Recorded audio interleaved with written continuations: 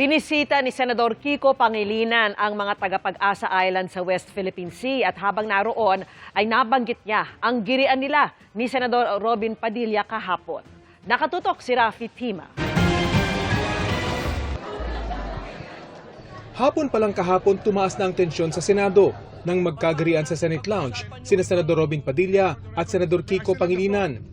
Nag-ugat ito sa pagtaas daw ng boses ni Pangilinan kay Padilla sa plenaryo. Sa pagbisita kanina ni Pangilinan sa Isla ng Pag-asa sa Bayan ng Kalayaan, tinanong namin siya tungkol sa nangyari. Ayoko nang pag-usapan pa kasi yun nga, maraming ibang mas importanteng dapat pag-usapan. So hintayin ko na lang yung pag-file ng ethics case. Pero sa gitna naman ng kanyang pagtatalumpati sa harap ng mga taga-Pag-asa, hindi napigilan ng senador na banggitin ang insidente matapos mag-away ang dalawang bata. Teka, mag-sorry ka muna. Sabihin mo, sorry. Kasi hinampas mo siya eh. O yun! Huwag kayong gagaya sa Senado.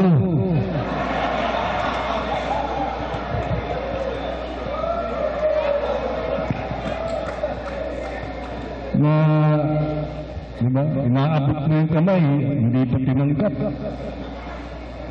Nakalulungkot daw ang nangyaring kaguluhan sa Senado kagabi at nakakahiya hindi lang sa Pilipinas kundi maging sa ibang panig ng mundo.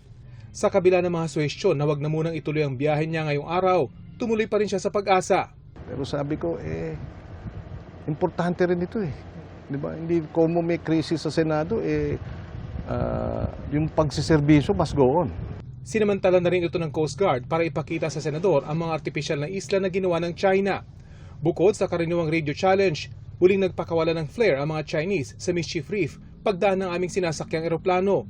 Sa Ayungin Shoal kung saan nakasadsad ang isa sa pinakalumang aktibong barko ng Philippine Navy na BRP Sierra Madre, nakausap ng senador ang mga sundalong Pinoy na nagbabantay roon sa pamamagitan ng radyo. Mabuhay ang Philippine Navy, ang Armed Forces of the Philippines at maraming salamat sa inyong serbisyo, sa inyong paninindigan, sa inyong pagprotekta sa ating soberenya. Mula sa West Philippine Sea, Rafi Tima, nakatutok, 24 oras.